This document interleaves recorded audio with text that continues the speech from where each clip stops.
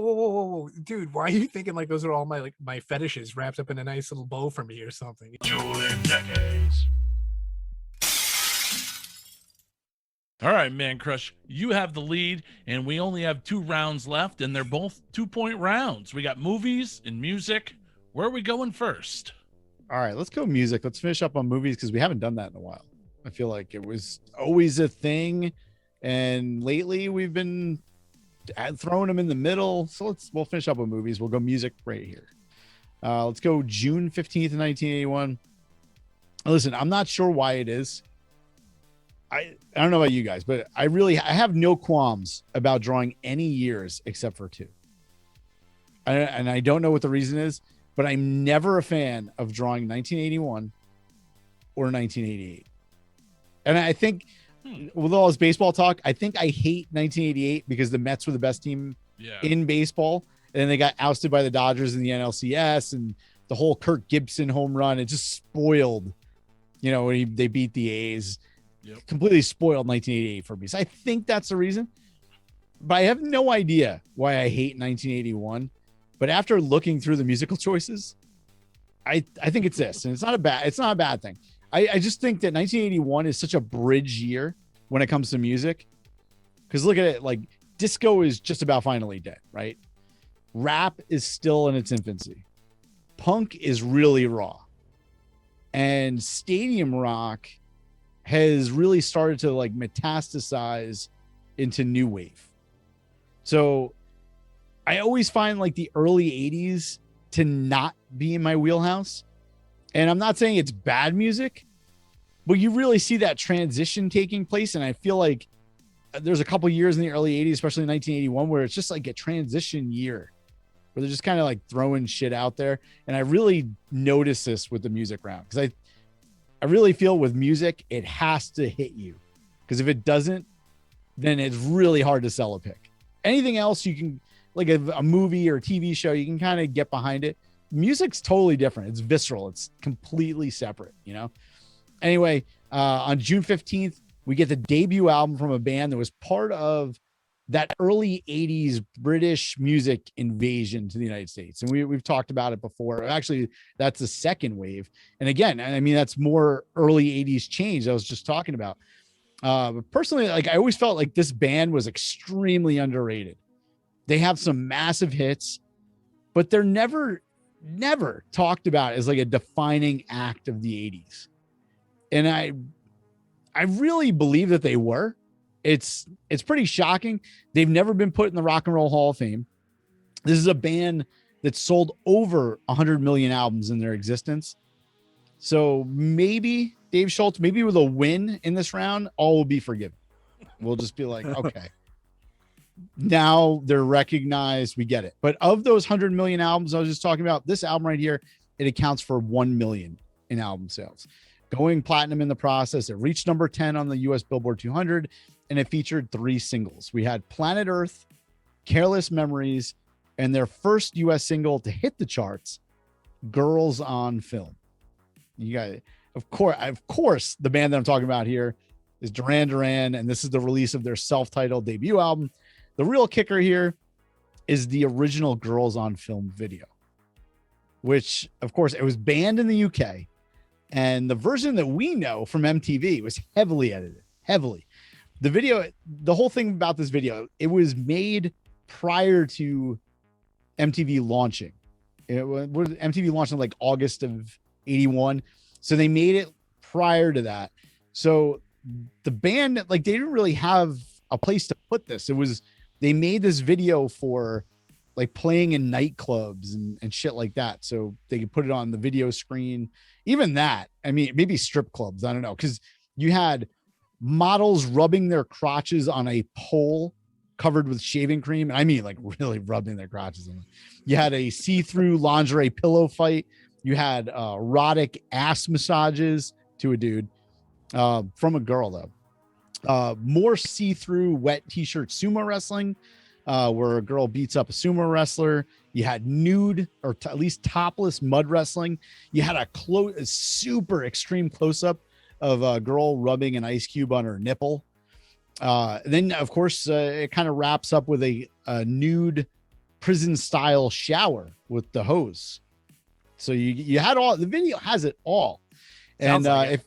if you need to find that one, if I really enticed you, David Schultz, go to Daily Motion when you're done with this episode, because they actually have the entire video there. Because if you try to look it up on YouTube, you're going to get a bunch of bullshit. Especially there's one that's on YouTube. If you go to YouTube and you don't believe me and you try to search for it, you're going to find one where somebody wrote Duran Duran across the top of it, with like squiggly lines. So you feel like it's like 1989 and you press the V hold button on your television and you're trying to watch porn. It's that bad. Don't even bother. Just go right over to Daily Motion.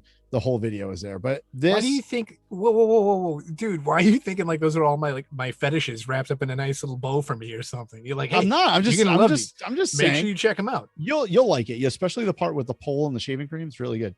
I just want to see the hose scene. Oh, that's prison scene. Then you got to watch the whole thing. You got, because that's all the way at the end. But this is the release of Duran Duran's debut album, Duran Duran. See, I like Duran Duran. They're a pretty good band from the 80s. I think Yeah. they progressively got a little bit better. But Girls on Film. all right, Drew Zakmin, what did you bring for the music round? All right. So what I have is an album, which is a follow-up to their 1990 debut album that featured the smash panty dropper Love of a Lifetime, which peaked at number 5 on the US Billboard Hot 100. This album featured yet another panty dropper, When I Look Into Your Eyes, which hit number 8 on the US Billboard Hot 100, as it was played on pretty much every radio station at every wedding and in every car ride from some guy trying to get a handy before he dropped his date off at home. Now, I'm talking Also, about every wedding of that year, probably. Yes. Yeah, totally. I said that. Jeez. Well, both years. Oh, that's true. That's true. But I'm talking about the sensational album Hold Your Fire from Firehouse, which was released on June 16th, 1992. Another single, Reach for the Sky, hit 83 on the Billboard Hot 100. This album was certified gold, and with massive hits like these, it's easy to see why. So easy to see why this is such a massive album. There's another single called Sleeping With You, which hit 78 on the US Billboard Hot 100, further cementing the idea that these guys were trying way too hard to get laid. It probably worked, though. So, anywho, Hold Your Fire by Firehouse. I saw those guys in 2005 with Rat, There you go. Cinderella, and A lot of Yeah. leather. Yeah, I saw the same jackets tour. there. Oh, dude, they actually weren't bad. No, No, they're not. No, these guys are they're I forgot the guitarist's name, but they're very good. They're a very talented band. Yeah. they sounded better than Quiet Riot did. So. I don't know. There were dudes who were sitting in front of us. They were all in their 40s, like our age now. And it looked like they just escaped for the night from their wives, and they were smoking one joint. Like they were so cool. They were like past. They're like, the guy like pulled it out. You got to be on video to watch this, but like the guy pulls it out. And then all the guys are like, yeah, and they're like smoking it while Quiet Riot was on. I was like, dude, you guys are gonna be done with that thing in 2 seconds.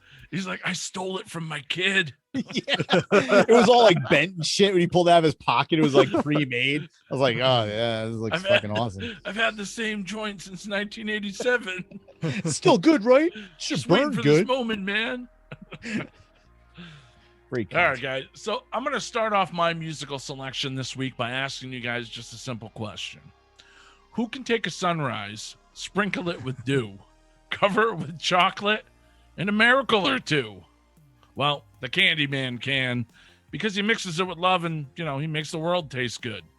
The Candyman was written specifically for the 1971 film Willy Wonka and the Chocolate Factory by Leslie Bricusse, and the same man who gave us music for the movie Goldfinger and You Only Live Twice, two great James Bond movies. And it would also had the Grammy Award winning singer Anthony Newley. Now, the soundtrack version of the song was sung by Aubrey Woods, who was in the movie Willy Wonka and the Chocolate Factory, of course. But starting June 10th, 1972, the Candyman would return. Just because you said his name 3 times in the mirror? No, it came back and claimed the top spot on the Billboard Hot 100. Although this time, it was sung by the great Sammy Davis Jr., baby. Billboard would later rank Sammy's version of the Candyman as the number 5 song of 1972. Now, ironically, Sammy Davis Jr. didn't think Candyman was even a great song at first and only recorded it after some extreme reluctance. So the Candyman would be nominated for a Grammy and become Sammy Davis Jr.'s signature song and, of course, his nickname. The song has also been covered by Primus and Rockapella, who you'll remember from Where in the World is Carmen Sandiego. I give you the number 1 song in the country for the week of June 11th through the 17th, well, and for the next 2 weeks after that. Candyman by Sammy Davis Jr. Can I ask a quick question about the Willy Wonka movie, right? They have the Candyman at the store. When he's singing that song, he's just like throwing shit out left and right to all these kids. Like, hey, come behind the counter. That's not weird. But when Charlie gets in there, he's like charging them. It's like, first of all, this kid's like broke, but you're just like throwing shit out to all these other people. Like your inventory like method is out of whack there, buddy. So I don't know. That just bugged me. And I just wanted to talk about it to somebody. So thanks. That's it. Glad you kept that off your chest. Thank you. I feel better a little bit. All right, let's toss it over to Judge Dave Schultz for his ruling on the music round. Okay, I think it's great that Drew feels better. I'm glad you did, in fact, let that out upon the world and how you feel about it. Very interesting, because you're not going to win this round. So at least you got something out of showing up tonight. I'm sorry, dude, but the Firehouse Hold Your Fire album. When I look into your eyes, just play it. Just play it. Girls will come over. No, I you, won't. like, immediately. Oh yeah, that's exactly what I need. I don't Wait, which I don't need a tune album for had that. what? Which album? That one was on that album. When I look into your eyes was off of this one. Oh, Yeah, the And Love of a Lifetime was on the their other. previous. They're one, like the same song. It's like the second half. basically. Yeah, it's a continuation of the first one. Sadly, more people own both of those songs on Monster Ballads than they did on the actual Firehouse album. Probably. True. Yeah, it was Still, regular. They're just like the history of it now is more famous for being a yellow blurb that scrolled across your screen when watching a Right. compilation CD commercial or something. And everyone knows this. Finally found the love of a lifetime, and then it goes to hot blooded, check it and see. And then you get the album, and you're like, "What the fuck? That's on the next song." Yeah. and then you get like "Here so I Go Again" by Whitesnake. Yeah. Great tune. Yeah, Too bad you didn't have that one. Sorry. Okay, so I since I already took you out of the running, unfortunately, I'm looking at 81, 72. Duran Duran in 81, the debut. Great band. And I can't believe we're this far into the show where I have to say it. They have legs, right? They've been around for a long time. And they even went away for a while. They were uncool, unhip, and they ended up coming back with what was a single? Ordinary you're talking about World. Ordinary World in the early Yeah. 90s. Yep. That was early Right. 90s. So yeah, I was like, oh my God, Duran Duran is still around. Holy cow. And they've been, I think, fairly popular. Yeah, I popular think they to still this day. tour. Yeah. So, and they're not touring with Quiet Riot. So, No. they're not at your local carnival or whatever. It's like, hey, look. They're not Look, at the there's some- fairgrounds. Yeah, exactly. Throw a ping pong ball into that fighting fish bowl and you can bring it home. Oh my God, it's Duran Duran. No, that's not happening. No, none of that stuff going on. But here's the thing too. In 72, Sammy Davis Jr. with Candyman, I like the fact that Marc actually brought me like a song that was number 1 in the charts. You know what I mean? This was a very popular tune at the time, no matter what you may think of it. And yet again, here we go. Sammy Davis Jr., absolute icon. So I'm kind of going to have to go with personal taste here, which I don't know if it's fair or equitable, or maybe I should be derobed of my judge duties here. You do it however you want. Oh, really? Well, that's one of the things. You were bringing up all that crazy shit from the video. That might inspire me to some ideas on how I do, in fact, want to do it. Throw some candy up in the air. You need a do pole whatever. and some shaving. It's like, I don't know if it was shaving cream or whipped cream. It must have been shaving Okay. cream. Doesn't matter. Just give me. Dude, they're going real hard on their crotches on that pole. And I was like, there's yeast infections all over that. Well, it's because she's mixing it up with love and making the world taste good. That's right.